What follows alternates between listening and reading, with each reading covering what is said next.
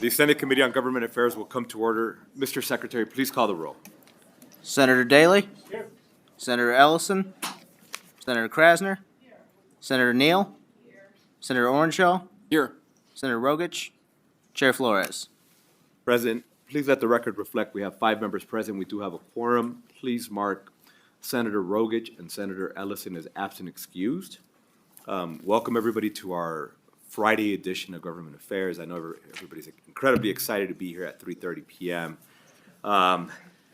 We do anticipate today relatively fast if everything adheres to how it went in the Assembly, but we shall see. We are going to take the agenda slightly out of order to accommodate our members and hopefully get folk where they need to be after the hearing.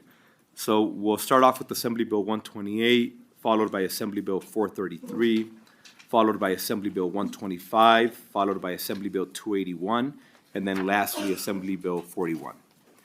And then we'll do public comment at the very end. And with that, we'll open up the hearing on Assembly Bill 128. Assembly Member Torres, welcome.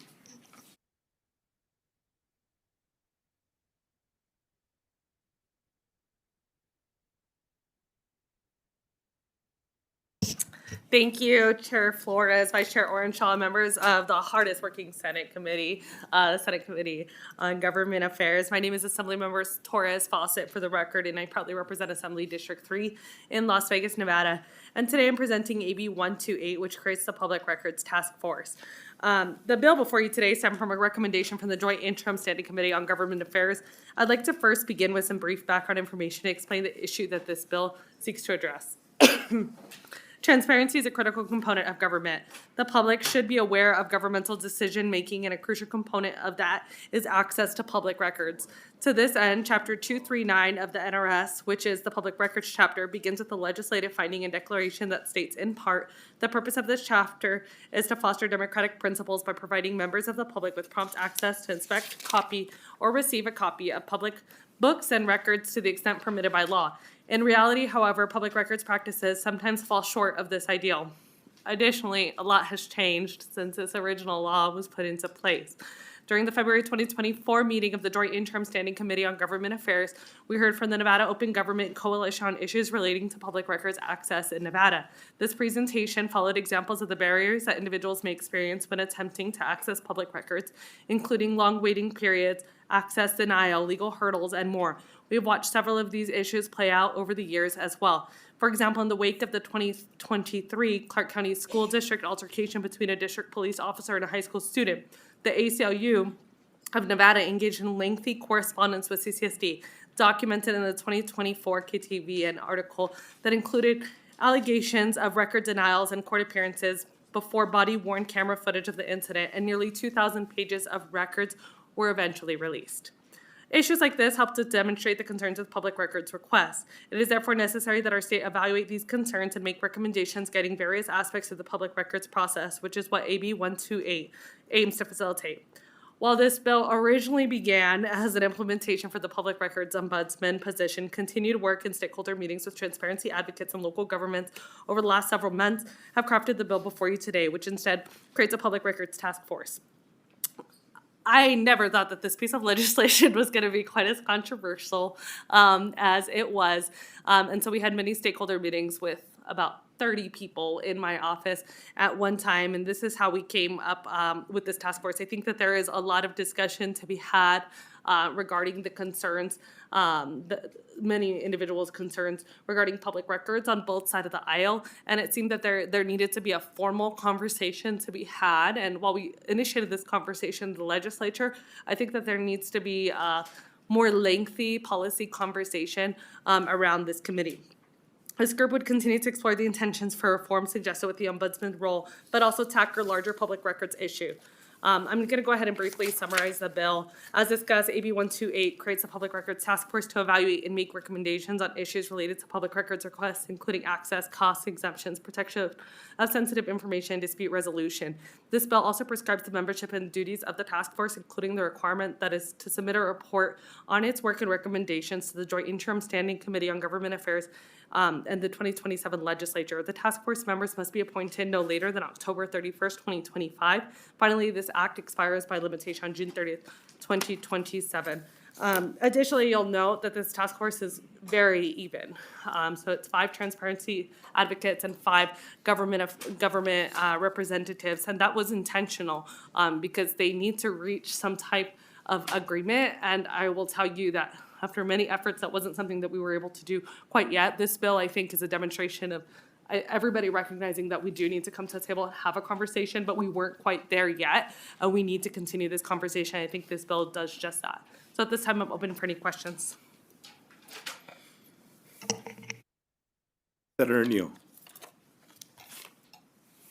Chair, so basically the task force is just to re-review public records policy.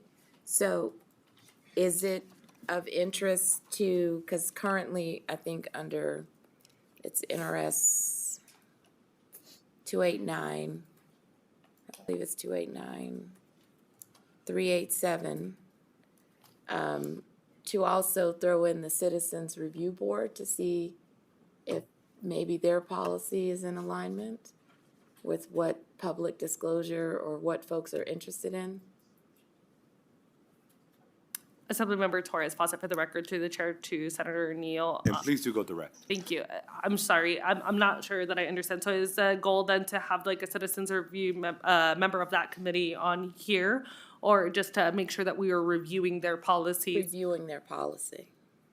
I'm open to I mean, adding. because they're currently in that statute, their findings of the review board are public records unless otherwise declared confidential. But it has popped up in community conversations over the summer around public records requests.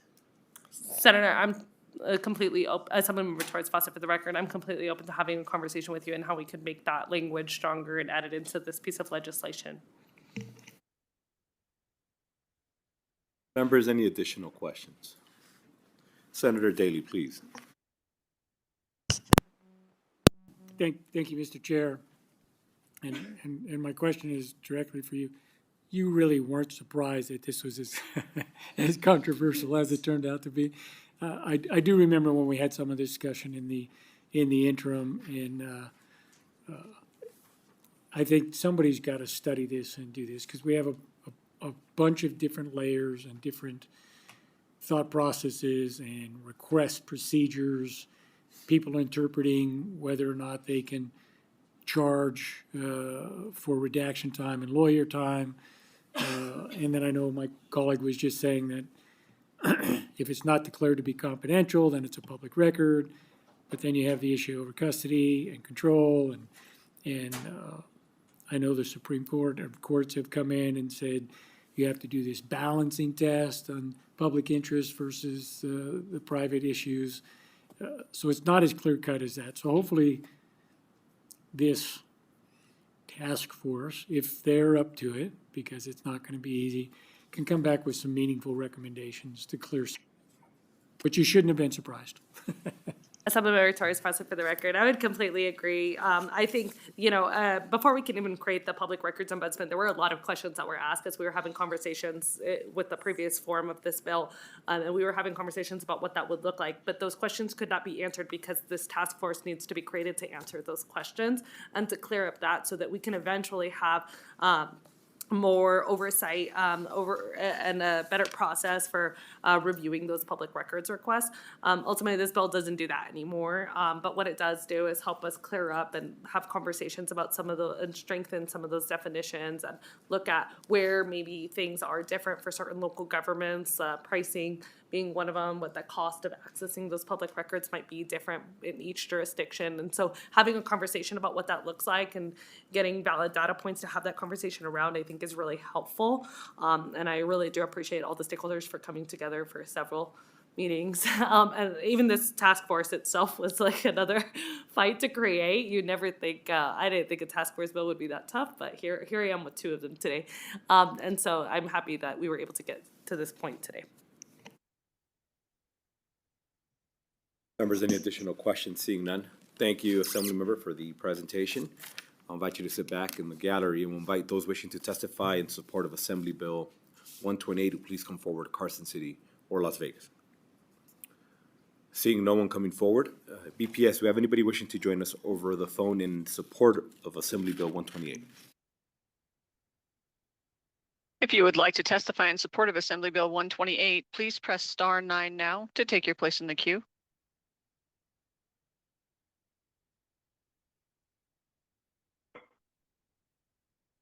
Thank you, Mr. Chair. For the record, Trey Abney, Trayabney, here on behalf of the Nevada Broadcasters Association. I want to apologize for not being there with you in person today. And we support this bill, and I want to thank the sponsor for her willingness, to Senator Daley's point, to wade into this issue. We do think it needs in-depth discussion, more discussion that can be had in 120 days and 2-minute increments. The first session that we're not embroiled in public records discussions and dispute will be a good session. We are pleased to take a part in this, and you'll see that Nevada Broadcasters Association are listed as one of the potential members on the Open Government Coalition side. So again, we want to thank the sponsor and thank the committee, and we urge you to support this bill. Thank you, Mr. Chairman, for your time. Thank you for joining us over the phone. Next caller in support, please. Chair, you have no more callers at this time. Thank you. At this time, I'd like to invite those wishing to testify in opposition to please come forward, Carson City or Las Vegas. Seeing no one stepping forward, BPS will go to the phone line, opposition to Assembly Bill 128. Chair, your public line is open and working, but you have no callers at this time.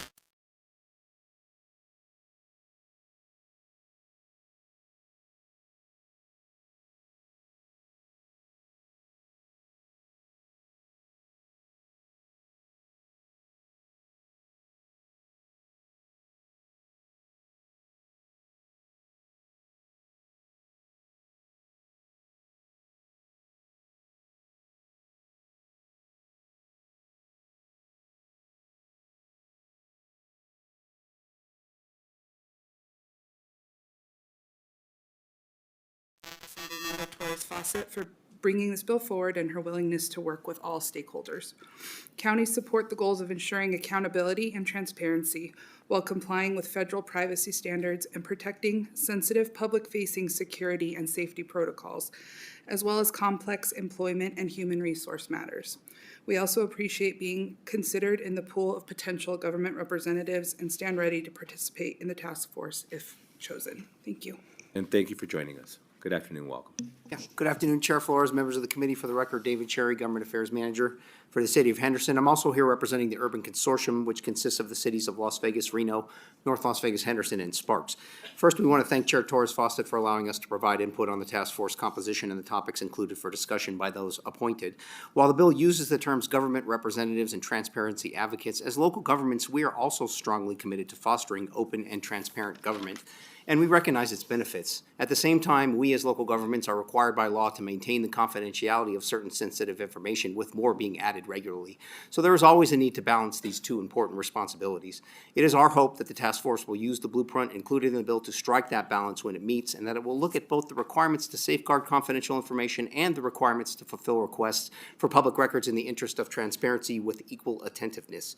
This is, in our judgment, imperative, and we compliment Chair Torres Fawcett for constructing this legislation with an eye towards fostering a robust discussion about public records. But it will really be up to those appointed to the task force to respect the points of view of both the government entities and those who are deemed transparency advocates, and to engage in a dialogue that covers the broad range of topics outlined in AB 128 and seeks to find common ground that can lead to a balanced and thoughtful set of policy recommendations. Thank you. Thank you for joining us. Good afternoon, welcome. Good afternoon, Chair Flores and members of the committee. For the record, Kelly McNeil, Executive Director for the Nevada League of Cities. Representing both the small and the large cities, I'd like to echo the comments of the Urban Consortium. Thank you so much. Thank you for joining us. Good afternoon, welcome. Good afternoon, Chair Flores, members of the committee. My name is Joshua Martinez, representing the Las Vegas Metropolitan Police Department. We're here neutral on AB 128. We want to thank Assemblymember Torres Fawcett for giving us the opportunity to participate in the discussions. And we'd just like to echo the concerns and issues that were said by David Cherry from the City of Henderson and the Urban Consortium as well. And as a police agency, we're always trying to balance that confidential information and the public interest. Thank you. Thank you for joining us. Good afternoon. Chair and committee members, I'm Annalise Porter with the Southern Nevada Water Authority. Here in neutral, and I will just echo the sentiments made by my colleagues before. And thank you for joining us. Anybody else wishing to come in the neutral position, Carson City? Seeing none, BPS, do we have anybody wishing to join us over the phone lines in the neutral position for Assembly Bill 128? Chair, your public line is open and working, but you have no callers at this time. Assembly member, any closing remarks? With that, we'll go ahead and close out the hearing on Assembly Bill 128. Thank you for the presentation and working so diligently with all the stakeholders. Next, we'll open up the hearing on Assembly Bill 433, whenever you're ready.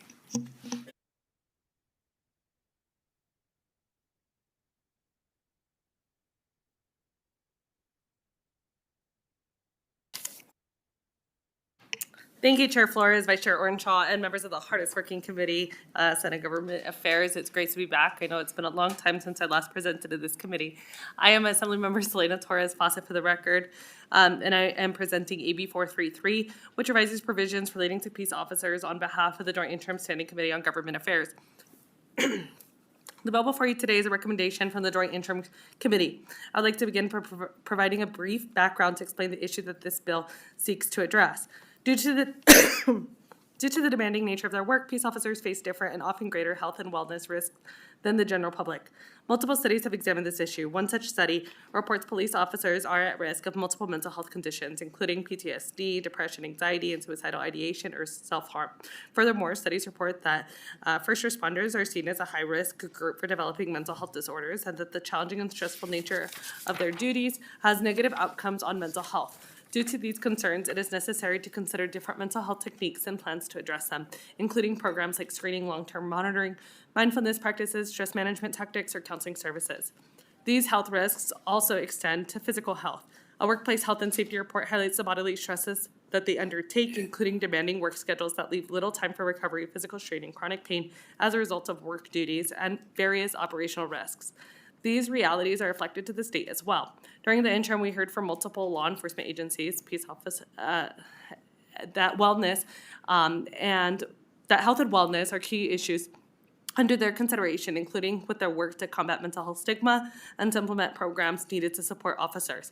To best accomplish this, the interim committee voted unanimously to create a task force to address these concerns.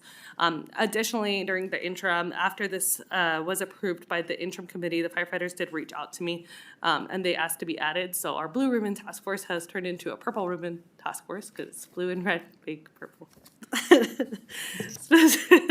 I had to share that. Specifically, AB 433 creates a purple ribbon task force on firefighter and peace officer wellness to review existing state policies concerning personal wellness initiatives that account for mental and physical health of firefighters, peace officers, and other law enforcement personnel. This bill also prescribes the membership and duties of the task force. Members must be appointed no later than October 1st, 2025. Finally, the task force must submit a written report describing its work and recommendations for transmission to the Senate and Assembly GA for the 84th legislative session. I would like to note that there's going to be a small amendment. I apologize I didn't have it in writing, but in my conversations with the firefighter unions, for Section 1, Sub 2E, where it says a representative of firefighters from a local government employer, we would just like to clarify that that isn't, the intent is for it to be from a labor organization. So we will be submitting that to the committee prior to the work session. At this time, and then I have Officer Martinez here to support with any questions that might be more specific to police officers. Thank you. Good afternoon, Chair Flores and members of the committee. Joshua Martinez, representing the Las Vegas Metropolitan Police Department. I want to thank Assemblymember Torres Fawcett for giving us at Metro the opportunity to assist with this bill and be part of it. As you know, Sheriff McMahill, one of the biggest things that when he came into office to deal with was the mental wellness and being the heart, mind, body, and soul of police officers at our organization. In that time, he's been able to stand up the Wellness Bureau, which I invite all of you, if you want to take a look at our Wellness Bureau. It's a standalone complex that employs 7 clinicians And we have 6 peer support folks as well. Those are officers, civilian staff members, and corrections officers that go out and support our brothers and sisters out there on the front lines when they deal with traumatic events that are taking place in the middle of the night, early mornings, daytime hours. And then if they need further assistance, the 7 clinicians are there to assist, and it's run by Dr. James Tenney. And we have, like I said, we have individual offices. It's set up just like any other clinician place that you would go to. We have relaxation areas and chairs, as well as other devices that they've been experimenting with in the clinician world to help with post-traumatic stress syndrome. But not only does it deal with the wellness of post-traumatic stress disorder, it also, the clinicians were selected based on their expertise. So as you know, one of the areas that stress impacts is marriages, relationships with our children, as well as other family members. So we have clinicians that specialize in family and marriage therapy. And we also have other clinicians that specialize with, they could work with children and help them through those things that their parents may see in the line of work. If there's any questions, I'd be happy to answer that, but I do invite all of you, even our northern legislators, to come down and see what our sheriff is doing in regards to the heart, mind, body, and soul to improve our officers. And just as the end note, last year, this has been up for, since the sheriff came into office. That was his priority. He stood it up. But last year, we didn't have one suicide on our police organization, and we could attribute the hard work from the Wellness Bureau and our sheriff for that. Thank you. And thank you both for the presentation. With that, we'll open it up for questions. Senator Neal, please. Thank you. I have questions directed to, it's Martinez. Yes. So help me understand, I guess in regards to, so I'm on page 2, under the task force shall, and it's the lines 21 through 24. Let's just take the firefighters out. Let's just deal with peace officers.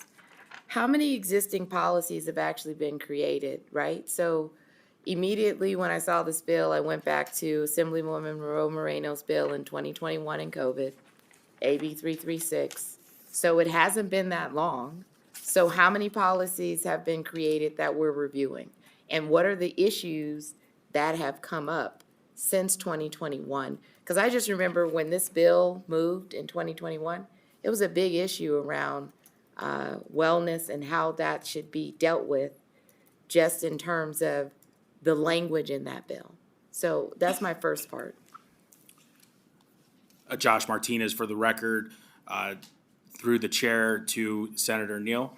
I can't give you the exact number on what policies have been created for the Las Vegas Metropolitan Police Department, but we have created policies that are in regards to the Wellness Bureau, but we've also made policies to comply with whatever legislation has been passed a while ago. So, we deal with the training, the post certifications that dealing with people that have wellness issues, unhoused or people that are experiencing a crisis situation.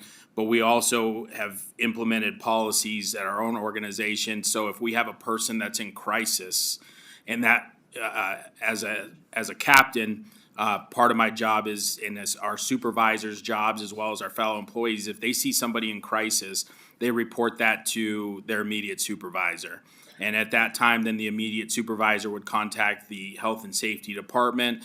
And we do have policies in place to deal with critical leave in regards to when people are feeling those suicidal ideations or dealing with stresses in their life. Assemblymember Torres Fawcett, for the record, I also want to note, though, that those policies are different. And so each local jurisdiction has different standards of what that looks like for mental health and wellness. And I think that is a part of what this piece of legislation is trying to get to, is the fact that, what it looks like, mental health and wellness looks like for an officer should be consistent, or at least closer than what it is right now within jurisdictions. And I think that was a concern and actually a part of the reason that this piece of legislation came to be.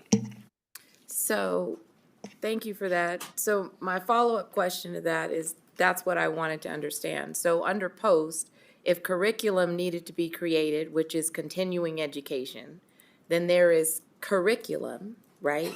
That doesn't just apply to Metro, it applies to other agencies. So what's the nuance where the recommendation of personal wellness initiatives that's different from the curriculum that's continuing education? So Josh Martinez, again, through the chair to Senator Neal, when you're talking about the curriculum, as I mentioned with POST, that's going to be certification for all officers across the state of Nevada to be able to get educated on dealing with folks that are in crisis, right? But then you have the other component that Assemblymember Torres Fawcett's talking about with this is going to be the officer wellness component, which is going to be taking care of us. And the Obama administration created the 21st century in policing model. One of the pillars in that 21st century policing model was officer wellness. But as the Assembly member said, there is no best practices that have been totally outlined throughout the country. So we don't know what best practices are in regards to what that wellness component in the 21st century looks like. But we're getting a hold on it in policing, because when I've been to a lot of seminars lately, to include this week in Nevada Sheriffs and Chiefs Association, a lot of agencies now are adopting the model that we have at Metro, and that's becoming the best practice in policing, is creating an independent wellness bureau that would have clinicians or access to outside clinicians to be able to provide access to clinicians for the police and the workforce. Not only police officers, but your civilian staff, corrections officers that are commissioned. And with this panel, we would be able to sit down and work with our firefighter folks as well to come up with best practices for first responders as well, because of the things that we see. And we would be able to bring what we have to the table. Firefighters are able to bring what they have to the table. And we work with the firefighters now in Southern Nevada in regards to wellness. Prior to the session, Southern Nevada, Clark County received a grant to be able to bring in things like Safe Leo that are education training components on what to look for in your workforce, what programs to create to be able to help your officers and employees within the first responder world. So these are things now that we're starting to see policies that are more clearly defined throughout the country. We're also starting to see what best practices look like in regards to mental health and wellness for officers. It's just not lifting weights and working out. It is going to be also dealing with the mind and giving coping mechanisms and things like that for stress reduction. So I've been to a few of the seminars, like I said, and a lot of the things are starting to be more consistent. So just final question, Assemblywoman Torres, before you ended up with the task force bill, what did you really want to do? Assemblymember Torres Fawcett, for the record, what I think we agreed on, and in my conversations with different law enforcement officers and organizations, is that we need to have consistent mental health and wellness standards. And that's not something that we have right now. Additionally, I do think that there is a need for us as a state to evaluate what that looks like and what best practice should be, and make those recommendations. And what I have noticed in this body is that sometimes we pass law and people don't follow it, but then also that if we can create some of these task force and create these recommendations, it gives us better standing to bring a policy that is more comprehensive in the future. And so what I hope to get out of this in the long game, so I guess I have to come back in 2 years, but what I hope to get out of this in the long game is that we come back and we are able to use these recommendations to create policy that helps create that consistency and helps support officers and firefighters' mental health and wellness. Thank you for that, because that's what I was super confused about, because in 336 it had standards and it was like create the standard 2021 and then there's no standard, right? Because standard in the conversation in the hearing in 21 was best practices, right? Because it didn't exist. Josh Martinez, again, for the record, through the chair to Senator Neal. Correct, creating best practices and finding ways. So that's what the particular piece of legislation you look like may look different at every organization. For my organization that I could speak to is when I go for my annual physical, they provide me a packet to comply with the law, which talks about my access to the Wellness Bureau, my access to our behavioral health part of our insurance, and talking about wellness. And then, of course, obviously the doctors, when we go in for our physical, are looking for signs of, maybe something going on. So that's how we comply with the metro world regarding that law. And of course, obviously, we're talking about it on an everyday basis with our wellness. And that's where I think Assemblymember Torres Fawcett is trying to say what it looks like at Las Vegas Metro, it may not look at like it, our fellow law enforcement agencies throughout the state. Members, any additional questions? Seeing none, thank you both for the presentation. I'd like to invite you to sit back, and at this time, we'll invite those wishing to testify in support of Assembly Bill 433, either in Carson City or Las Vegas, to please come forward. Good afternoon, welcome.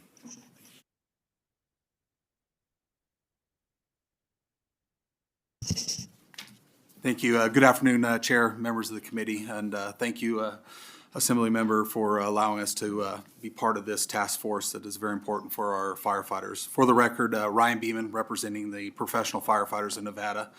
Thank you for the opportunity to speak in support of AB 433.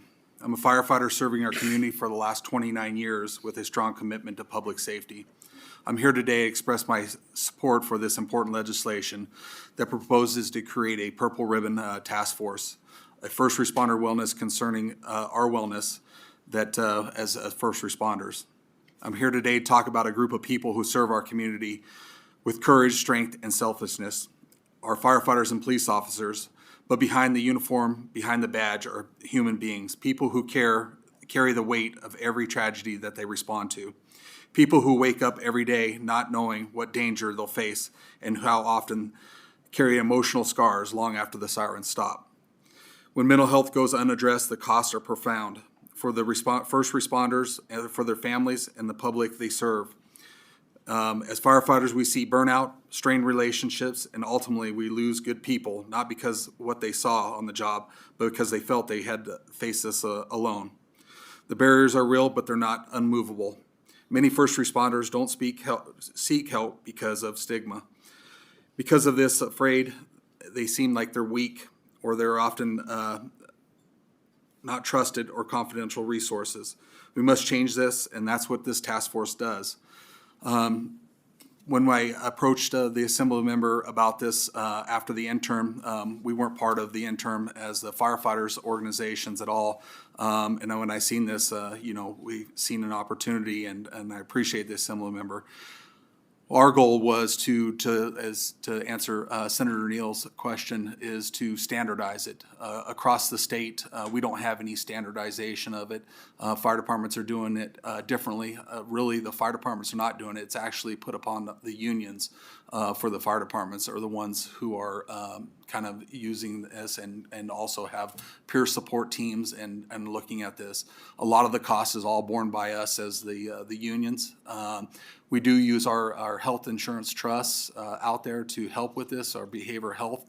Unfortunately, we don't have a wellness center like the Metro does, but we would like to try to get to where we can have some type of standardization, and that's why we approached it, to look at this to across the state and look at it as all of us as first responders and where we can make this better. So I urge your support in this legislation. It is critical for us as firefighters and first responders. Thank you. Thank you. Welcome. Chair Flores, members of the committee, for the record, Randy Robinson, Director of Government Affairs for the City of Las Vegas. Happy to echo most of the sentiments of Mr. Beeman before me on behalf of firefighters and peace officers.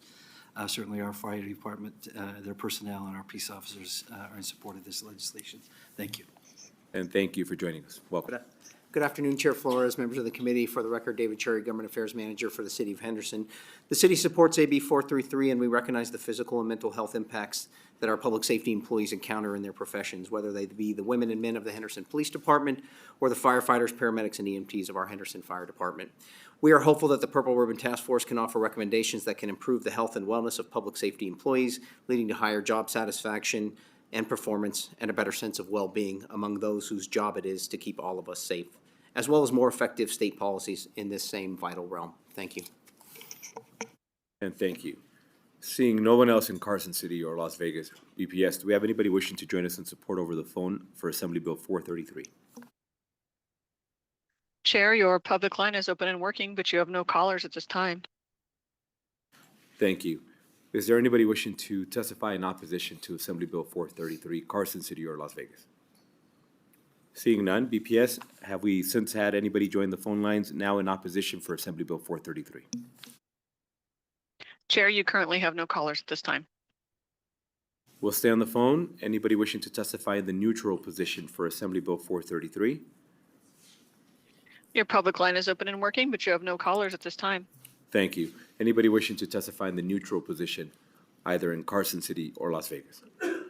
Seeing no one stepping forward, Assembly member? No? And we are good to go. With that, we'll go ahead and close out the hearing on Assembly Bill 433. Thank you for joining us in this Friday edition of Senate Government Affairs. Next, we'll open up the hearing on Assembly Bill 125. Assembly member, welcome.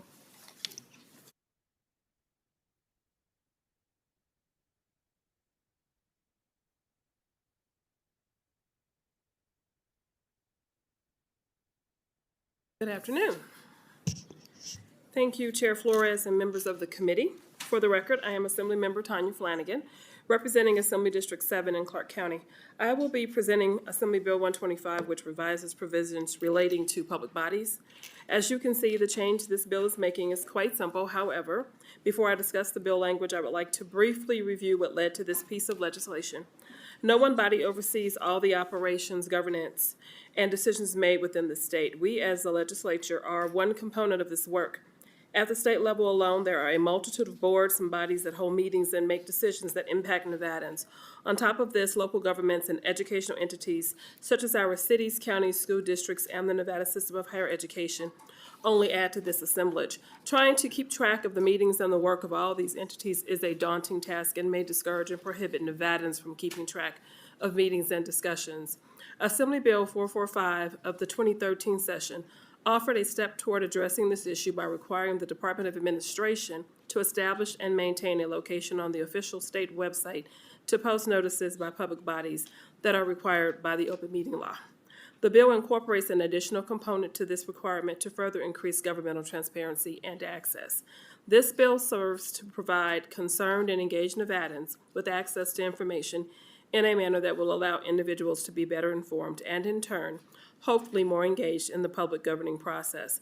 I know from experience of working with the current site that it can cause some frustration because it requires users to know which bodies are meeting in the upcoming 48 to 72 hours to access that information. This is because presently the website only displays the current day's calendar of scheduled meetings abiding under open meeting law. This bill would complement AB 445 by requiring the state website to display 3 calendar days of meetings in accordance with open meeting law. By making this modification to the functionality of the website, we will better support constituents, organizations, and businesses, allowing them to preview upcoming meetings and, if desired, more conveniently participate in our open government process. Specifically, AB 125 requires that the website location maintained by the department include a place to post a schedule of public body meetings that provides the public notice of a meeting at least 3 working days before the meeting, rather than a single calendar day. I conclude by urging your support for AB 125. The bill adds another layer to the transparency and centrality that will allow Nevadans to more easily monitor, track, and access the multitude of public body meetings that occur in this state. Thank you for your consideration of this measure, and I'll answer any questions if you have any. And thank you for walking us through the bill. Members, any questions? Senator Neal, please. When I saw this, I immediately thought about the bill I had when I was on the Assembly encouraging public engagement. And it actually included, I believe, not just state agencies, but local too, and about how they posted information. And so it's interesting how this issue just keeps popping back up. But I wanted to know more about the schedules of meetings of public bodies.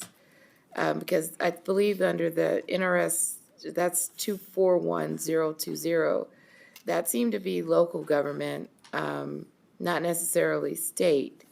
And so what are we expecting here? Like, cause some local governments, pretty much the time of the meeting is ineffective, and it's, people are at work, so they're never going to attend those meetings. Such as in my own city, they changed the time, where it was 6 o'clock, now it's 4. And who goes to a 4 o'clock meeting? Thank you, Senator Neal, for the question. Assemblymember Flanagan, for the record. Chair, if I may go direct. Thank you. While this bill will not address what time various municipalities, agencies, and cities hold a meeting, I don't know how or frequently or when you last visited the state website to look at how it is constructed. Having worked on this site many times, my former responsibility was to ensure that all boards for one of our municipalities, commissions, councils, what have you, that held meetings under the guise of open meeting law were listed. When you would go there, and if you know what you're looking for, you might find it, but it's only going to show you that day. So for some people who do have a working relationship and are engaged, they can't plan ahead. If you don't know the group is meeting, you're even at less of an advantage. Whether you're trying to watch it by Zoom or wanting to track the meeting later to see what happened in the agenda, to see what goes on the record, you don't really know that this has happened. So this would at least allow you to forecast and maybe correlate the relationship between various boards and agencies that are meeting to plan ahead and to see what's happening. But the way it's currently set up, you only get what's happening that day. So if you don't know that a group meets the next day, you don't know. And if you don't know that group is meeting, you don't even know to go look for that meeting. So the site is just not as efficient as it could be in providing the service to the level that probably was initially intended. It just wasn't quite finished. So if we have to show you meetings 3 days in advance, why don't we show you the calendar schedule of what is coming 3 days in advance? We just show you what's happening on Monday. You have no idea what's coming on Tuesday or Wednesday. So it just creates more efficiency, and it doesn't cost anything to correct it. It's a matter of coding the site. Oh, I agree with you. I was just thinking that I'll share with you the public engagement bill, but I also think that in order to make this effective, I mean, typically state agencies or maybe even local agencies say, oh, we don't have staff, but technically they have a PIO.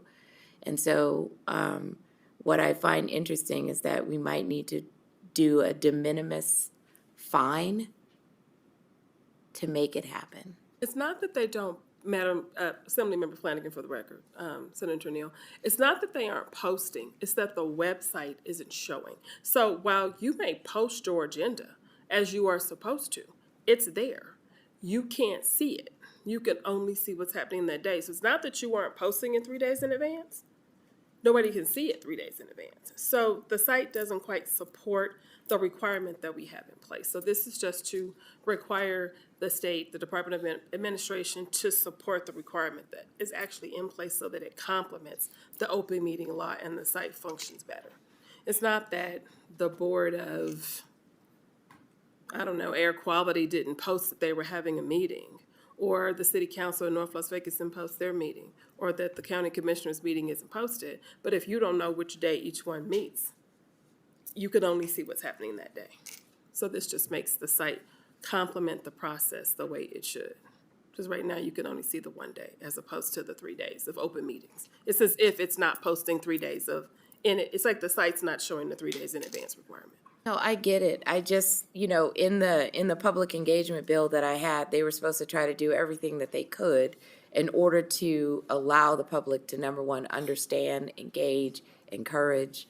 And, it was open-ended, but, when you prescribe things in law, typically people buck because they're like, they don't want to be told what to do. But I wish you luck in your movement and monitoring this policy over the biennium.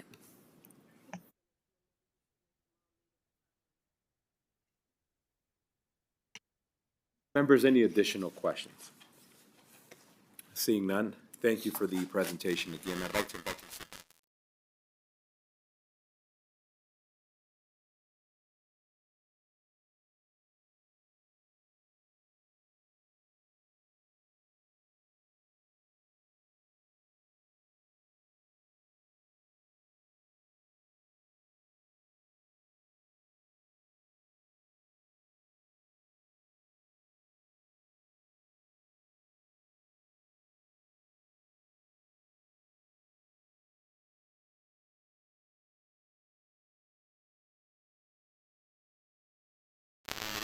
Notices. AB 125, we believe, achieves the intent of the original bill that was referenced that created the state website with the goal of providing greater transparency to Nevadans on what is happening in state and local governments. This bill will also increase accessibility for Nevadans as a centralized database that is easy to use and navigate with no additional costs or burdens to the state or local agencies. The bill is designed to mirror the 3-day standard that exists in Nevada's open meeting law by allowing the user to see the next 3 days of meetings instead of the 1 day as referenced by the bill sponsor. Nevada's public website is a useful resource that helps increase government accountability to the benefit of Nevadans, and we appreciate the efforts by Assemblymember Flanagan, and we appreciate the committee's consideration and support day. Thank you, Mr. Chairman. Thank you for joining us. Good afternoon. Good afternoon, Mr. Chair, members of the committee. For the record, I'm Paul Enos. I'm the CEO of the Nevada Trucking Association. We're here today to support Assembly Bill 125. I want to echo the comments from Mr. Muradkin. We do think this is a good bill for transparency and for companies that are doing business in multiple jurisdictions with multiple impacts. We do think that transparency and being able to have one place to go and find that is going to be better for everybody. So thank you. Thank you for joining us. Good afternoon. Welcome. Good afternoon, Mr. Chair, members of the committee. For the record, Andrew McCam, the Executive Director of the Nevada Franchise Auto Dealers Association. I think my two colleagues covered everything with the plume, but we want to thank the Assemblywomen for bringing this bill forward. Obviously, had the bill last session, spoke in favor of, and Senator Neal's bill from, and I'm not even going to fathom a guess on what year that was. I believe it was, what year? 2015, and we're tabling that as well. So obviously, we support the bill and thank the committee's time and hope you all have a wonderful weekend. Thanks, Mr. Chair. Thank you for joining us. Good afternoon. Good afternoon. Thank you. Alexis Motorex with the Nevada Chapter Associated General Contractors, and I can't add any more than what's already been said. We support the bill. Thank you for joining us. Good afternoon. Good afternoon, Chair, Vice Chair, members of the committee. My name is Wesley Harper. I am the Government Affairs Director for the City of North Las Vegas. We appreciate Assemblymember Flanagan's presentation and sponsorship of this bill. We are in support. Thank you very much. Thank you. Good afternoon. Good afternoon, Chair, members of the committee. For the record, David Cherry, Government Affairs Manager for the City of Henderson. The City of Henderson values transparency. We abide by open meeting law. We post our agendas and all of the other required materials. And if the state website can make those available more readily for the public, then I think it's in the best interest of everyone involved. So we thank the sponsor for bringing the bill forward, and we are in strong support. Thank you. Thank you for joining us. Good afternoon. Mr. Chair, members of the committee, for the record, Randy Robinson, Director of Government Affairs, City of Las Vegas. We are in support. Thanks. And thank you for joining us.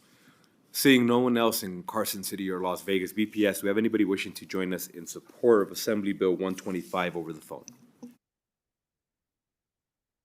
If you would like to testify in support of Assembly Bill 125, please press *9 now.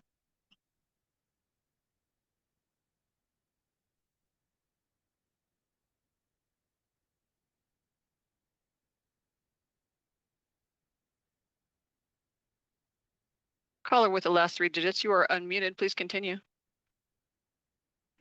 Thank you, Chair Flores and committee members. Joe Hill, Policy Analyst with the Retail Association of Nevada. We would like to thank Assemblymember Flanagan for bringing this matter forward. We support AB 125 as it enhances government transparency, allowing operations to better track policies, meetings, and other key developments, ultimately improving operations statewide. Thank you. Thank you for joining us. Next caller in support. Chair, you have no more callers at this time. Thank you. Anybody wishing to testify in opposition to Assembly Bill 125? See none in Carson City or Las Vegas. BPS, do we have anybody wishing to join us in opposition over the phone to Assembly Bill 125? Chair, your public line is open and working, but you have no callers at this time. Sounds good. And lastly, do we have anybody wishing to join us in the neutral position to Assembly Bill 125? Seeing no one in Carson City or Las Vegas coming forward, BPS. Lastly, do we have anybody wishing to join us in the neutral position over the phone? Chair, your public line is open and working. You have no callers at this time. Assemblymember, any closing remarks you may have? Thank you, Assemblymember. And with that, we'll go ahead and close out the hearing on Assembly Bill 125. Thank you for the work you've done. Next, I'd like to open up the hearing on Assembly Bill 281. Assemblymember, welcome.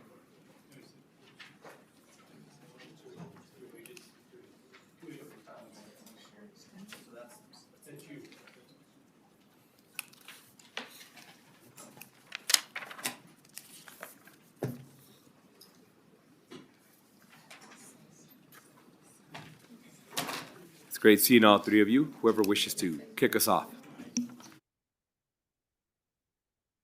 Good afternoon, Chair Flores and members of the esteemed Senate Government Affairs Committee. My name is Assemblymember Ruben De Silva, and I stand before you today alongside fellow co-sponsor Assemblymember Ken Gray and General Dan Waters, Commanding General of the Nevada National Guard, to introduce Assembly Bill 281, a vital piece of legislation aimed at enhancing the welfare of our state's militia members. This bill seeks to revise provisions relating to the state militia, ensuring that those who serve our state are adequately compensated and protected in the event of injury, disability, or death while on state active duty. So some background and the purpose of this bill. Under existing law, members of the Nevada State Militia, including the Nevada National Guard, reservists, and the licensed volunteer military organizations, are entitled to a certain compensation and benefits if they are wounded, injured, disabled, or killed while in the line of duty. However, the current provision determine compensation based on the member's average income from all sources during the year immediately preceding the injury or death, with compensation not exceeding the maximum prescribed by the Nevada Industrial Insurance Act or the Nevada Occupational Diseases Act. Assembly Bill 281 proposes a significant change. It stipulates that members of the state militia or their dependents are entitled to receive compensation and benefits equivalent to the federal compensation or benefits they would receive in the injury, disability, or death arose from military duties performed under Title 10 or Title 32 of the United States Code.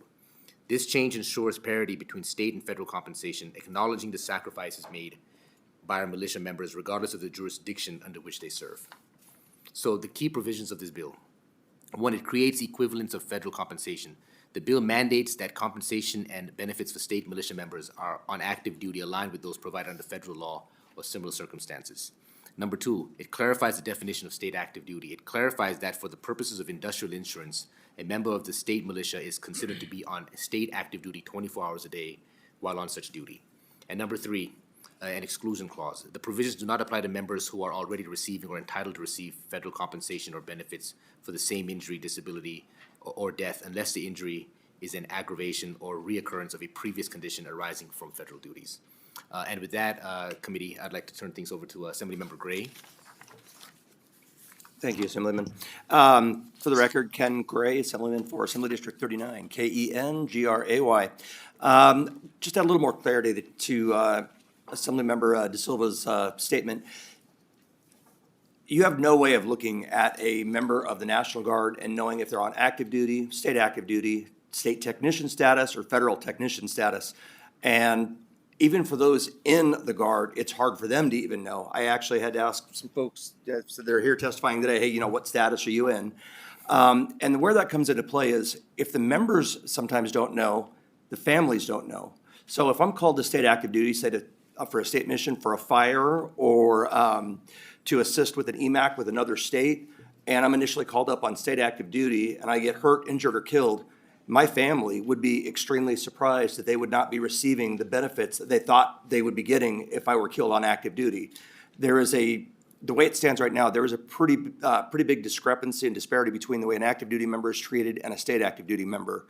Like I said, you can be called up for state active duty for a myriad of reasons. What we've been using in this state for here recently, and correct me if I'm wrong, General, but for firefighting, for the Battleborn Youth Challenge Academy, things along those lines. So, personally, I don't want to see a member's family that's, a member that's killed. I don't want to see their family, caught in a financial lurch. So this is going towards something we kind of started last session, is bringing more parity between the Guard and the Guard statuses and active duty. If you might remember last year, we testified that Adjutant General Andra Berry, he was coming up against a hard wall based on his age, on how long he could serve. what we did is we went back and we drew up legislation that would actually give him parity with his Major General active duty colleagues. There we go. That's what I'm looking for. So they could serve till the same age. You know, that does a lot of things. One, he can better plan his career. Two, we have an asset in the state that, you know, that we could count on for a longer period of time that we're not losing prematurely. And that's kind of where we're going with all of this. We want to provide stability for the member and also for the state. And it also helps, honestly, with recruiting. So we can keep these folks in the Guard, recruit them into the Guard, and be able to meet both our state and federal mission. And I'm still speaking as if I were in. I apologize. I did spend a bunch of years in. But our state guard is absolutely still near and dear to my heart. And when I had heard what happened, was it last year, year before, 23, what happened to one of our state active duty troops, I was absolutely shocked because even having been a retired member, I did not know the differences between the benefits of a state active duty member and some of the other statuses. So with that, I will turn it over to the Adjutant General if he's got anything further. Good afternoon, members of the Senate Committee. Thank you for having me today. Dan Waters, W-A-T-E-R-S, the Adjutant General for the great state of Nevada. Let me take you back to the winter of 2023. Sergeant Estes responded to a need from the state of Nevada. It wasn't a federal mission, it was a state mission. And on state status, the governor is the commander-in-chief and the state of Nevada pays the bill. There is no federal nexus to those missions. So, to Assemblyman Gray's point, the Davis Creek fire, the Hurricane Hillary response, those were all in state status. But when Sergeant Estes was called to duty, he responded at 2 in the morning, was driving to Elko, experienced a black patch of ice, his vehicle spun, went in front of a diesel truck, a semi-truck, and he was killed instantly. The Nevada National Guard, the state of Nevada, learned a painful lesson at that point, that the benefits that we have for state active duty do not match federal status. So this is a gap analysis.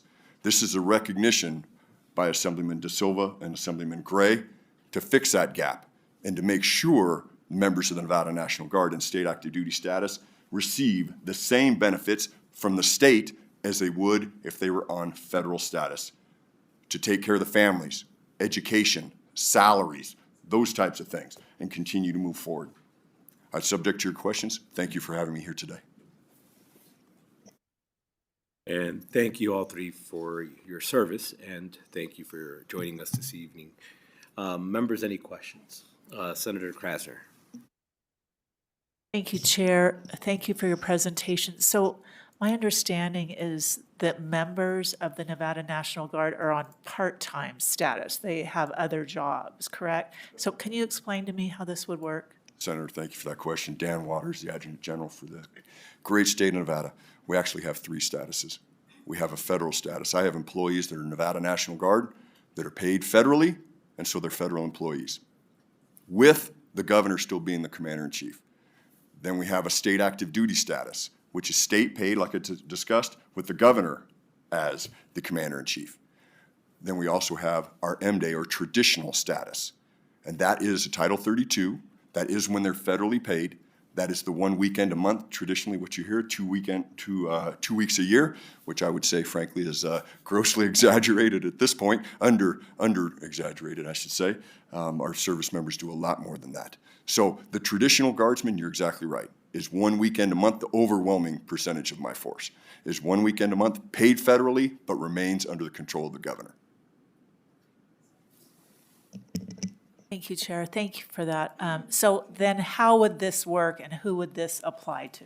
Thank you for that question. Dan Waters, the Adjutant General for the record. This would specifically be the second status that I talked about.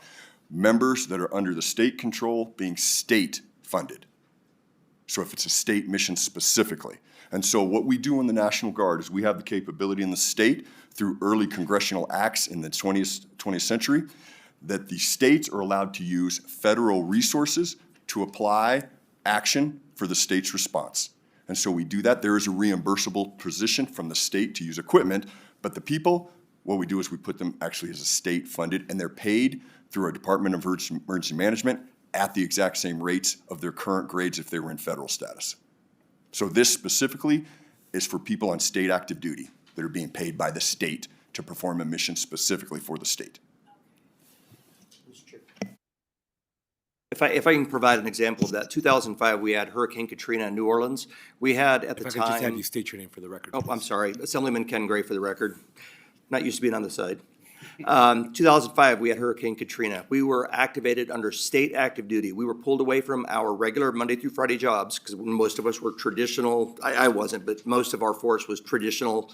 1 week in a month, 2 weeks a year, if you can believe it, which that just doesn't happen anymore. But a vast majority of the troops that were activated under state active duty were called from their jobs and put on a state active duty status to assist with that emergency response for Hurricane Katrina.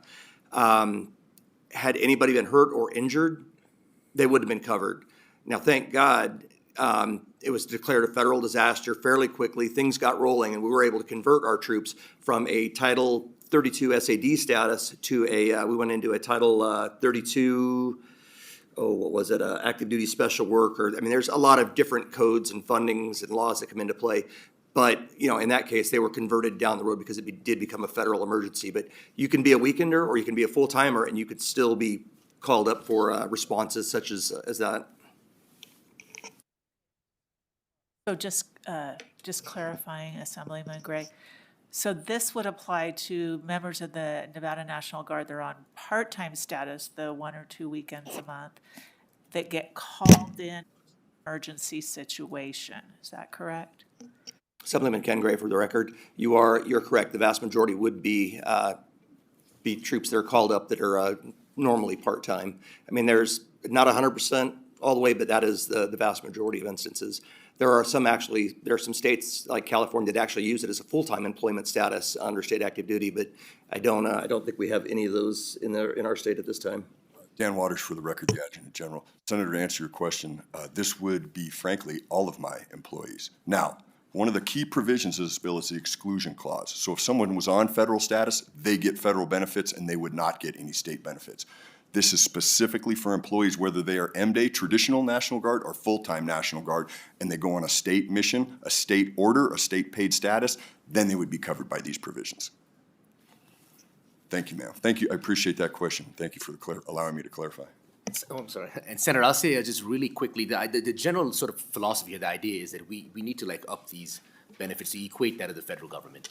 So say there's and this is not necessarily just the duties, firefighting or some kind of the National Guard being called, for New Year's Eve security purposes. It's any kind of, it could be a toy drive. It could be, there's lots of opportunities for active duty status to be placed upon a guardsman, a state active duty status. So in case something does happen, if there's an injury or death, this bill says that the sort of disability should be aligned with that of the federal government. That's all that is. That's the general idea of this bill here.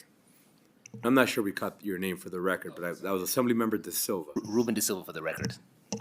We do want to go through a point of clarification through our legal counsel. If we could have Ms. Heidi Clarkson please jump in. Record, this is Heidi Clarkson with the Legal Division. I wanted to clarify that the bill in the first reprint does not give the National Guard members the equivalent benefits to the federal government. That was what the bill did as introduced. The bill as introduced amended NRS 412-142 to specifically take out the provisions that exist in current law that give the National Guard members compensation that is through the industrial insurance.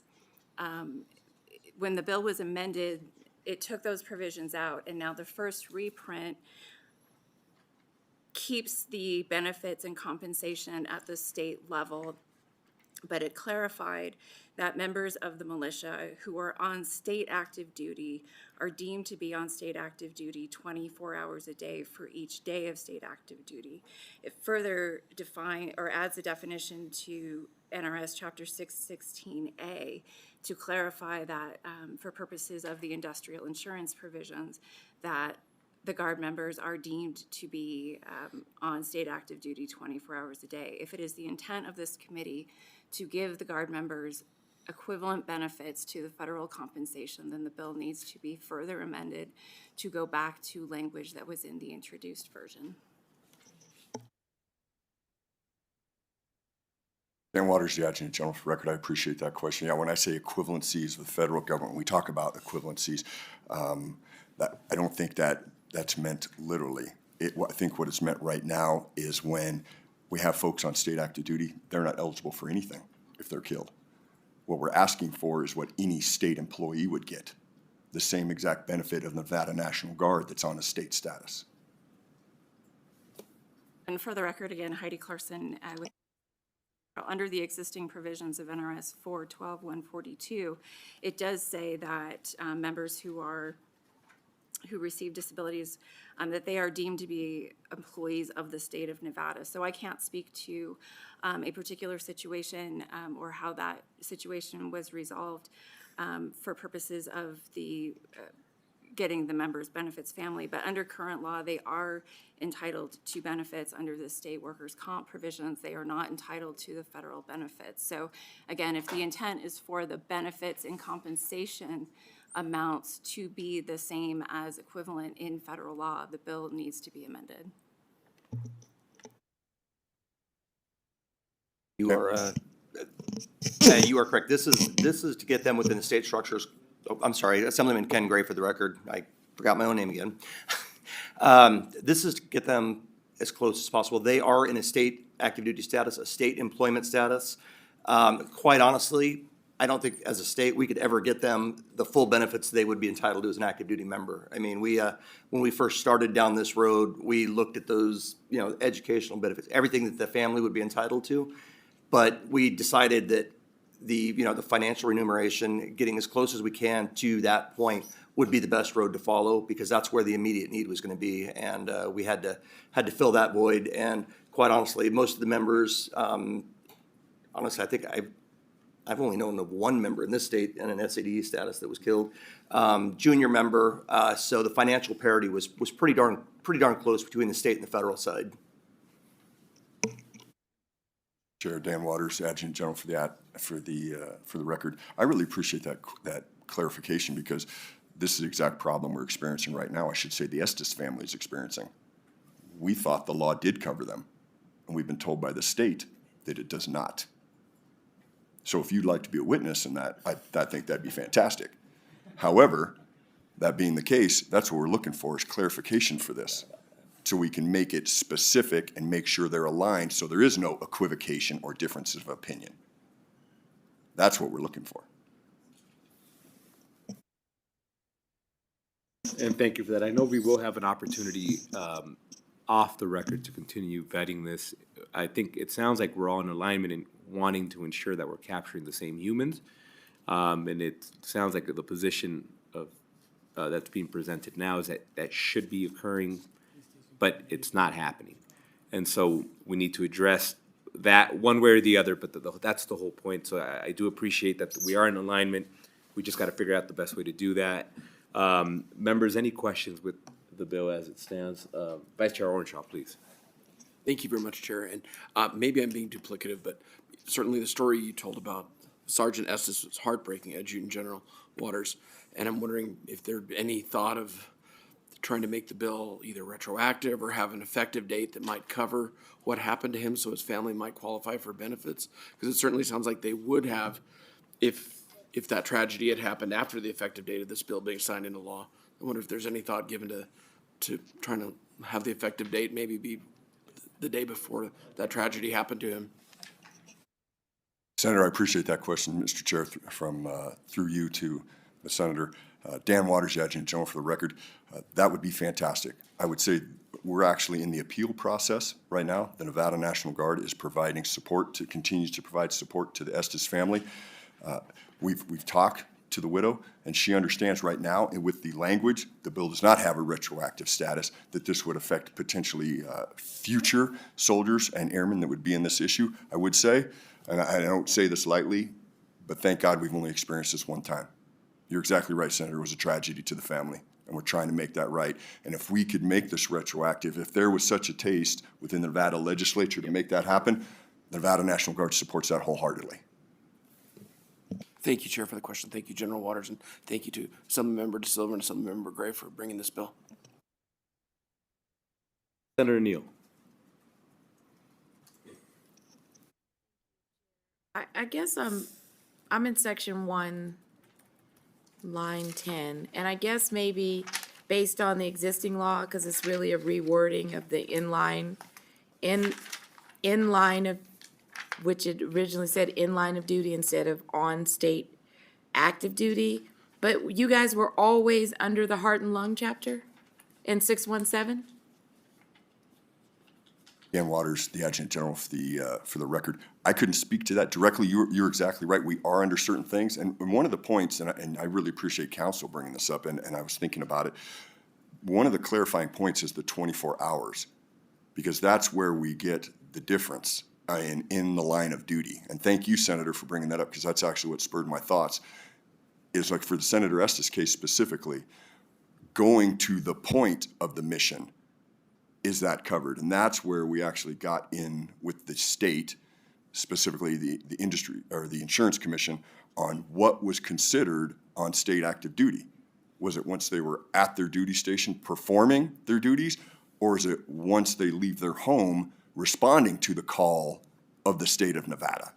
And that's where we're trying to get the clarification, is within the 24-hour loop. Well, it looks like an existing statute, because it's an or statement. And if you look at lines 9 and 10 under section 1, it basically says, in accordance with the provisions of 616A to 616D, inclusive or chapter 617. And 617 is the heart and lung chapter. So that means that if a member of the militia is wounded or injured or disabled, then you would fall under the heart and lung chapter for anything that is incidental to that happening. Senator, thank you for that question. Dan Waters, the Adjutant General for the record. You're exactly right. The stipulation, though, the difference is once they're at their duty station. That is how the state defines it now. That's why we're looking for, because you're exactly right. If they would, let's say, God forbid, I lost an aircraft on a fire, then they would be. But what about the crews responding at 2 a.m. to get to their station? Because there's a difference. Within the military, you're on duty once you leave your house and you're called to state active duty, or you're called to federal status. And that's what we're trying to clarify, is that gap in coverage in that particular time. Thank you for that. But I guess that's why why didn't this have a fiscal note? Because it changed the category and the circumstances in which individuals would be included versus the original language, which had an exclusion. And now actually you're capturing more of a class where, in your example, if a helicopter, if there was a fire and there could be some residual effect of that, right, on the heart or lung, and then the state, because it's under Chapter 617, is on the hook to pay for that. So who's now in the class who was excluded from the language? Like the number now. What is the number? Senator Neal, Assemblyman Ken Gray for the record.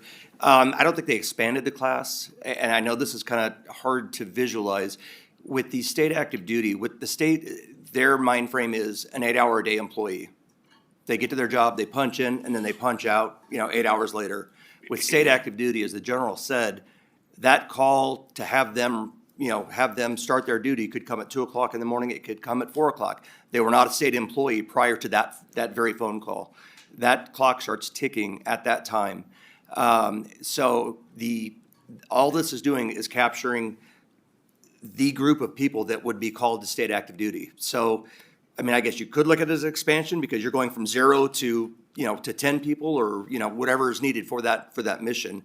But as far as excluding, you're excluding any of the federal folks, or the federally compensated folks that may be in there that are responding under a different status. But it is not it's not an expansion other than time. It's saying from this point, 24 hours a day, you are covered. And why it's in the heart and lung section, I don't know. I've never even thought that'd be a legal question, why it was plugged in there originally. Existing law. Okay, thanks, Chair. Mr. Chair, if you don't mind, through you to the Senator, I really appreciate this question, Dan Waters, and the conversation, the Adjutant General, for the record. To answer your question directly, it depends. On the Davis Creek fire, I had 125 service members, airmen and soldiers. For Hurricane Hillary, I had 250. So it depends on the specific mission, the needs of the state. So there is no pool of people that are standing around right now on state active duty that this would be included. It is situation emergency dependent and whatever package, whatever response the state would need at the time. But to Assemblyman Gray's point, what we're saying is the moment they would get called and they're leaving home to respond to that, that's when they start being covered, not once they get actually to the point of emergency. And I guess, okay, sorry, Chair. Like, the reason why I'm asking this, right, is because, I mean, this is the policy committee, but the military budget is under my subcommittee for finance, right? So when you guys give the example about, an incident or, and then you come for a budget and saying, well, these were the costs that we had to expend to do X, Y, and Z because of an event. There then is a budget side to that conversation because, just for an example, like if it happened in 2024, then you're then saying, in 2025, we need to consider that these could be potential expenses that pop up because of a new incident that may occur. And that's why I originally asked that question about like the fiscal note and whether or not, because you're always contemplating, we hear projections, right? What could be the projected expense of individuals engaging and what does that cost, right? Because you have a baseline budget that you then present and then it may be adjusted because you had to do a crisis, right? So in COVID, things change, the numbers change. And so that's why I was just like, if it's 150 that answered the call and then 250, then 300, when you come, in 27, that's going to be a part of your conversation in the finance committee about what you encountered and what you dealt with. Senator, I really appreciate that question, Dan Waters, and I appreciate the conversation again. Dan Waters, the Adjutant General for the record. What I would say, those are sunk costs. As soon as we put somebody on state active duty, we're paying them. They're paid for a 24-hour period. What we're saying is they would be covered medically. And to your point, the heart and lung issue, those are sunk costs. When I have somebody fighting a fire, that is their exposure that would cause a future claim.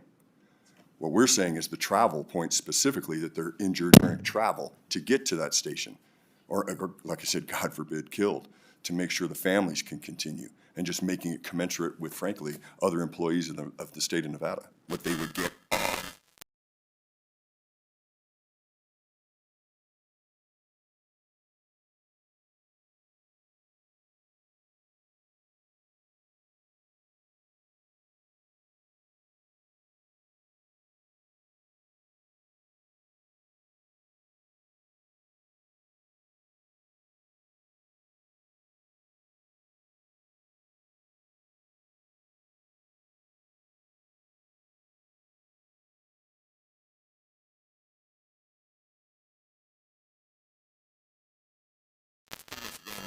You're now activated. You've got orders. You gotta go. So that time frame where you're traveling to the actual point of duty is also important. That's, I believe, what took place with Sergeant Estes' case here. He was driving to his point of duty, and then there was a big debate as to whether or not he was actually at his duty station and whether or not he should be allowed those same benefits.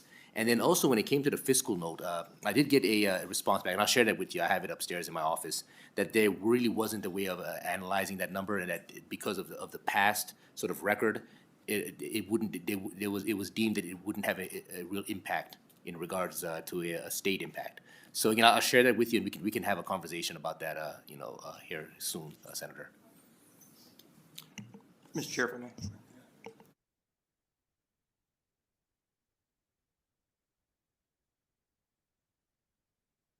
Assemblyman Ken Gray for the record again.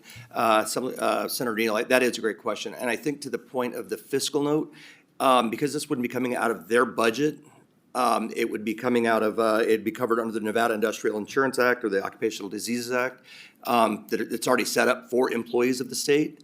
It would be, it would be coming out of that pot of money, and I'm assuming there's already, a decent size there. And also the other part is there, like I said, there's been one person that I've known in 20 years, and then the general's been around longer than I have. So it would be, it would be very negligible. Even if it were one a year, it would still be extremely negligible, as opposed to, other agencies within the state, like the Highway Patrol or something, where they regularly have people hurt and injured in the line of duty. Like I said, the big point of this one is the 24 hours a day, that it's recognized from the time they get moving, because they may have just gone to bed. They may have just gotten off shift from the police department, and now we have put them in additional jeopardy because they've been called to duty. They can't refuse. So they've got to get behind the wheel of a car after probably already having worked a full day. So we have to take into account the members' lives prior to them getting called up. They are a vital resource to the state, and I think it's wrong for us to do anything other than cover them from the time they're called to the time they the midnight hour of their last day of duty.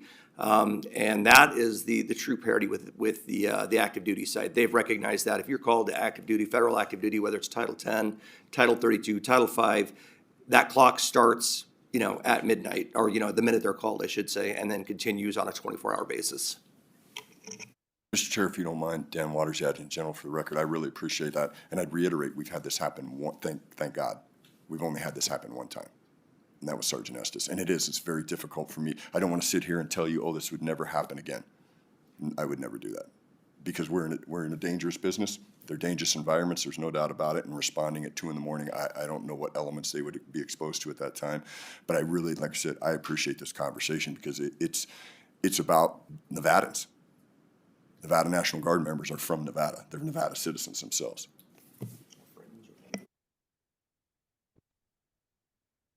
Senator Daly, please. Just a comment, listening to this, thank you, Mr. Chair. So where we're trying to get to is to have these people covered under workman's compensation. That's really the only benefit that they're getting. I don't know what the benefit is if they get killed under workman's comp, but I know that their injury would be taken care of in 66 2/3 of their pay, those types of things, right? So I think the fiscal no question that people were asking, the way industrial insurance works, the state, I don't believe they're self-insured. I think they have insurance, they pay a premium. All right, I think this risk for the insurance company is negligible, but they can anticipate it and charge a premium for it. Very probably infinitesimal, the state wouldn't even notice, right? If you tried to go retro, now there's something they haven't charged a premium for. Someone would have to pay for that. So, much as we want to might go retroactive, I don't think you could without having a fiscal impact and send this bill to finance, because the insurance company's going to say, well, they weren't covered under the claim, but then you making it retro. I didn't collect the premium. They're going to have a problem. But just to comment on the way it actually works, I think going forward, it's going to be a premium issue. They know, they can anticipate the law is going to be here, and that future coverage would be built into whatever premium the state's paying, which would be, I think, minuscule. I don't know there's a way to go retro. So, and all we're talking about here is workman's comp. And it seems to me on that language Senator Neal was talking about, so if you get hurt under the 616A to D is an injury, and it says or 617, so it's not that you're covered under this one or that one, but if you have the heart and lung issue, you would be excluded under the other provisions. But they would be covered by the heart and lung under the provision there. That's the way I read it anyway. And thank you, Senator Daly. I know that was more of a comment, and we do appreciate it. Thank you. And thank you all three for the presentation. At this time, I'd like to invite all three of you to sit back. And yes, please. Mr. Chair, if you don't mind, I'd really like to thank council. Thank you for that. You spurred that whole conversation and the clarification of that. So I really appreciate it. Thank you for what you do. And thank you all three.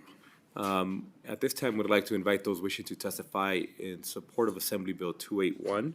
If you could please come forward. Good afternoon, welcome.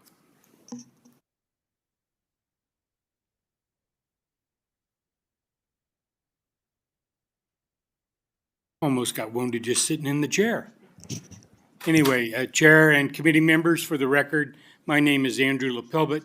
I'm the state chairman for the United Veterans Legislative Council. We are 100% behind AB 281.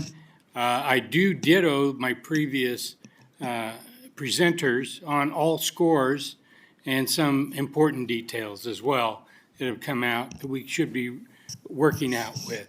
But no way should we minimize the coverage for these guards people that are deployed. So I'll just give you as a combat commander, in combat, when I got a mission, the second I took one step forward, that mission is underway. And that's why that had to be changed from the 8 hours that was previously in the bill to the 24 hours. They're on mission, they're on duty, the second they take that first step on the orders of that mission. And I'd like to consider that, and please approve AB 281. Thank you. And thank you for joining us. It's great seeing you always. Anybody else wishing to come forward to speak in support of Assembly Bill 281? Seeing nobody in Carson City or Las Vegas, BPS, do we have anybody wishing to join us over the phone in support of Assembly Bill 281? Chair, your public line is open and working, but you have no callers at this time. Thank you. At this time, I'd like to invite those wishing to speak in opposition to Assembly Bill 281 to please come forward, either in Carson City or Las Vegas. Seeing none, BPS, do we have anybody wishing to join us in opposition over the phone? Chair, you currently have no callers at this time. Thank you. And lastly, we'll stay on the phone lines. Anybody wishing to testify in the neutral position to Assembly Bill 281? Your public line is open and working. There are no callers at this time. Anybody, thank you. Anybody wishing to speak in the neutral position, either in Carson City or Las Vegas?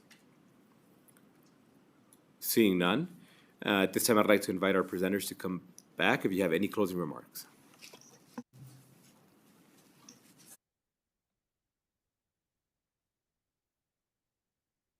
Ruben De Silva for the record. I just wanted to say thank you for hearing us out today, and I hope you consider supporting this bill.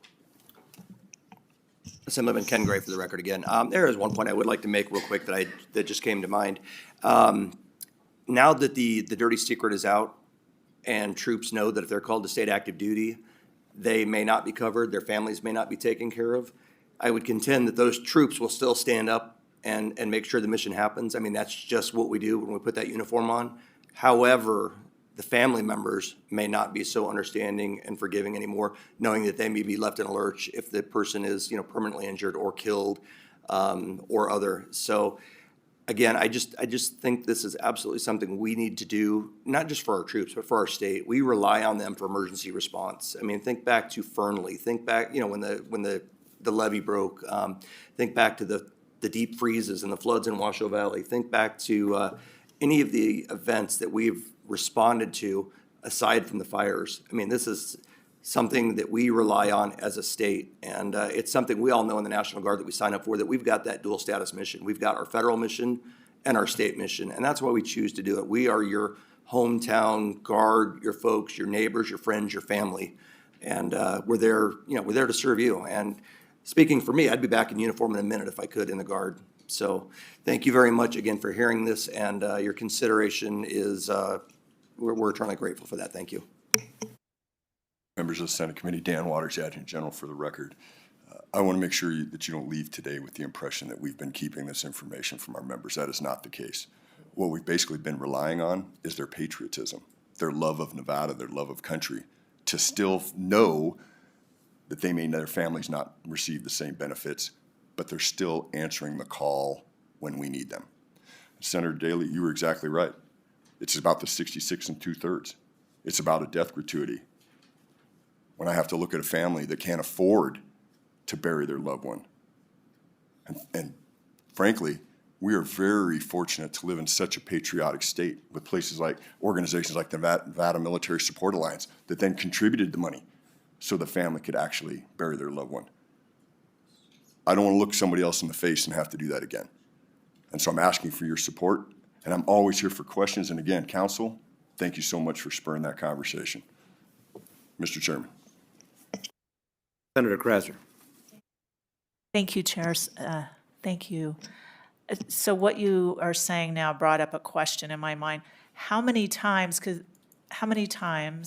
has the Nevada National Guard, I don't know, in the last couple of years, last 2 years, last 3 years, been called for an emergency here in the state? Because you're mentioning things like the Davis fire, flooding.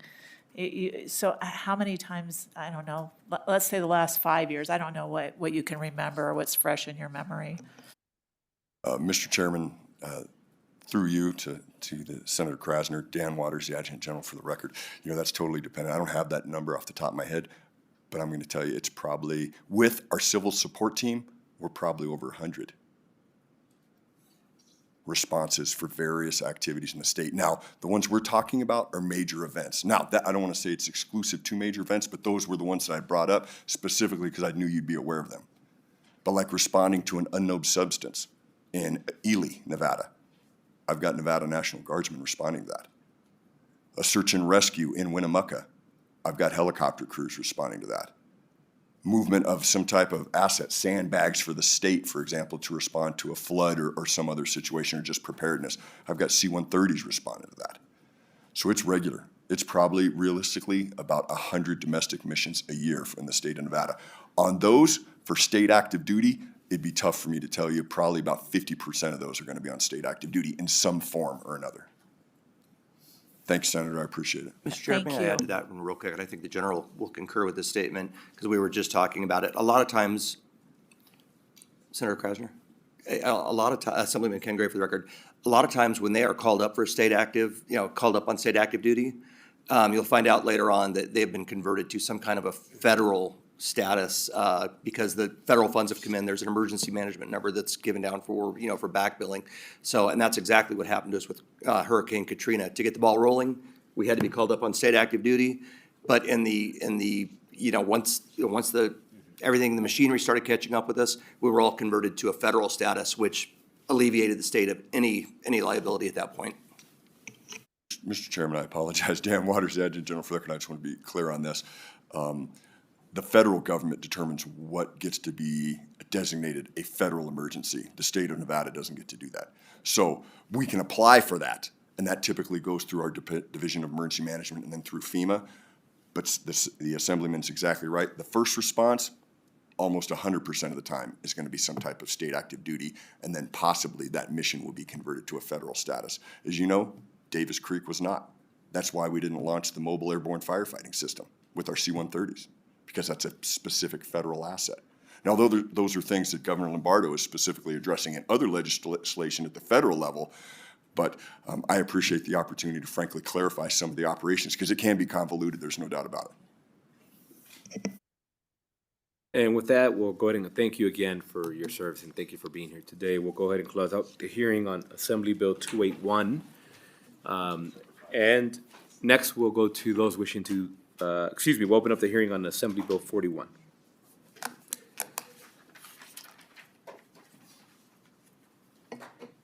Good afternoon, welcome.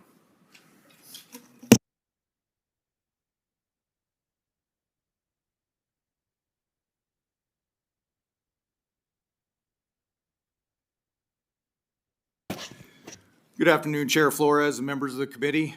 For the record, I am Colonel Kyle Cerfolio, K-Y-L-E, C-E-R-F-O-G-L-I-O,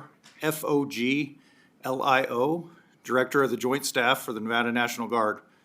Thank you for allowing us to be here to discuss AB 41. AB 41 enables the Adjutant General to appoint the State Deputy Adjutant General in addition to 2 Federal Assistant Adjutant Generals.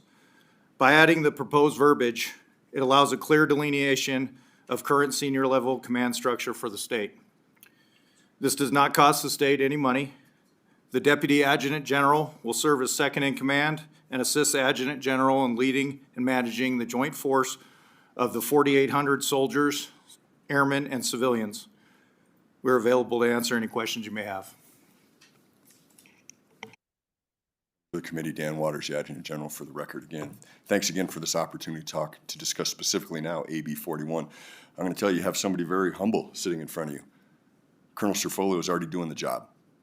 What I'm asking you to do is, as we align his state job that he has and his federal job, as a matter of fact, Senator Krasner, Colonel Cerfolio is a great example of somebody who's actually a federal technician, full-time employee, but also has a traditional job with the National Guard. But in his role as Director of the Joint Staff, he also carries state responsibilities. And so basically what I'm asking you to do is align those jobs, something that we're already doing, and just codify it in law. This is no cost. He's doing this job right now for us already. Thank you for your consideration. And thank you both for the presentation. Members, any questions? Senator Neal. Just had one question. So on line, this is page 2, line 34. It's sub 6 in section 2. You added the deputy general to the unclassified service, but that was confusing to me because they're equal. You have them equal in sub 4 for the deputy and the assistant.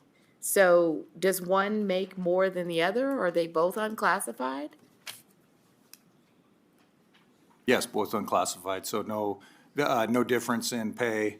When we're on duty as a federal Title 10 guard drill. My apologies for interrupting. If I could just have you state your name for the record.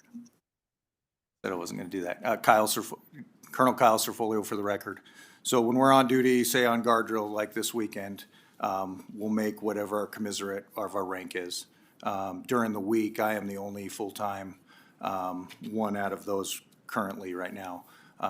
The other two, the assistant adjutant generals for the air and assistant for the Army, are both traditional members. So only when called to duty if they're on orders or on guard drill weekend.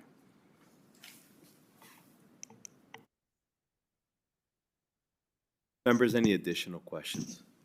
Seeing none, I want to thank you both for the presentation. I invite you to sit back in the gallery. And we'll invite those wishing to testify in support of Assembly Bill 41, either in Carson City or Las Vegas. If you could please come forward. We see no one in Las Vegas, but we do have somebody joining us here in Carson City. Good afternoon and welcome.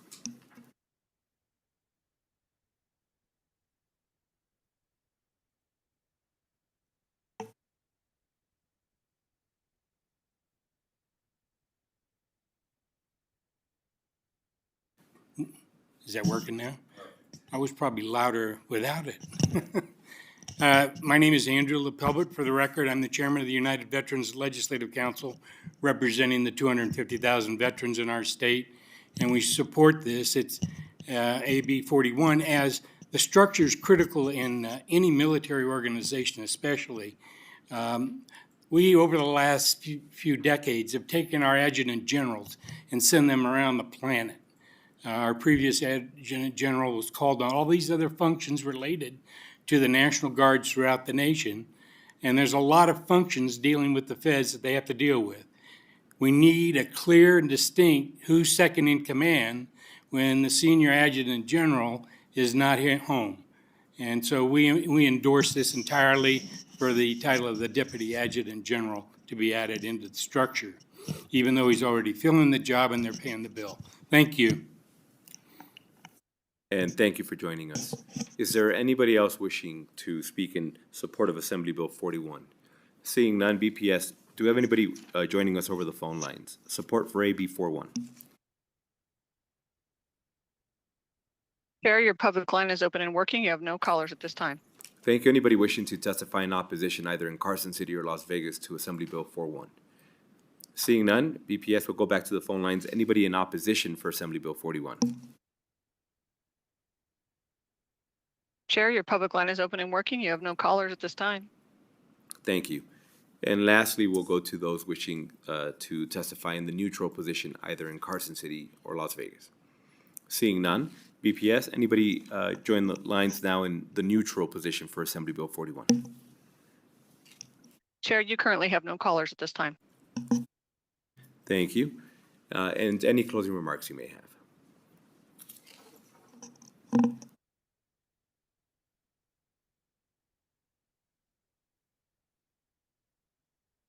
Chair, members of the committee, thank you again for hearing us on this bill. One of the things I want to be sure, Kyle, when he talks, Colonel Serfolio, when he talks, Dan Waters, the Adjutant General for the record, one of the things that he brought up, the Director of the Joint Staff, the Director of the Joint Staff actually has the direct responsibilities for our domestic operations. So Kyle has led those operations that you're talking about on state active duty. So we'd be glad to get with you after this hearing, and we can talk to you one-on-one so you can get a further understanding on domestic operations.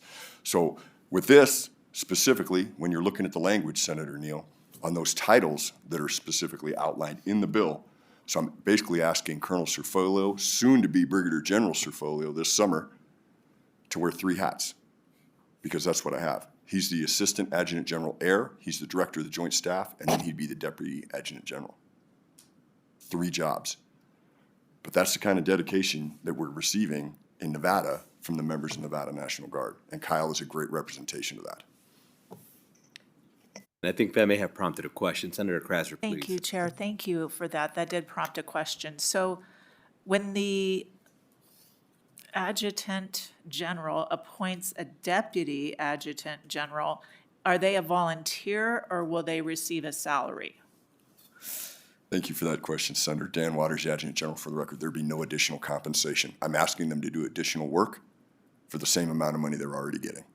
So they would be considered a volunteer in that position? I don't know if I would classify that. Don't get me wrong, if Kyle said he didn't want to do it, we'd probably have a different conversation. But that said, yes, ma'am, he would basically knowingly that he was taking on additional responsibility without additional compensation. Thank you. And I don't think we have any additional questions. Again, thank you for your service once more, and we'll go ahead and close out the hearing unless you have some. Well, Mr. Chair, I think this is a great opportunity. We can put Kyle on the position in the hot seat right now and ask him if he's willing to do that. And I say that in jest. I would never ask him to do that kind of thing.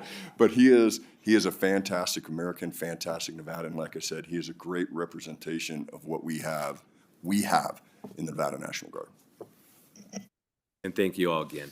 And with that, we'll go ahead and close out the hearing on Assembly Bill 41. The last item we have on the agenda is public comment. Anybody wishing to join us for public comment, either in Carson City or Las Vegas? Seeing none, BPS, do we have anybody wishing to join us for public comment over the phone? Chair, your public line is open and working. You have no callers at this time. All right, members, thank you for hanging out with us on this amazing edition of Government Affairs on Friday. I just wanted to give everybody a lay of the land for next week. Anticipate the same type of Monday, Wednesday, and Friday, 5 to 7 bills. And as we're trying to accommodate everybody, you may see a change here and there, but for the most part, we're trying to stay as consistent as possible. But we will be here next Friday as well. Please make the proper accommodations with your family, as I know we're accustomed to sometimes being able to get out there a little bit sooner. And with that, members, I appreciate everybody. This meeting's adjourned.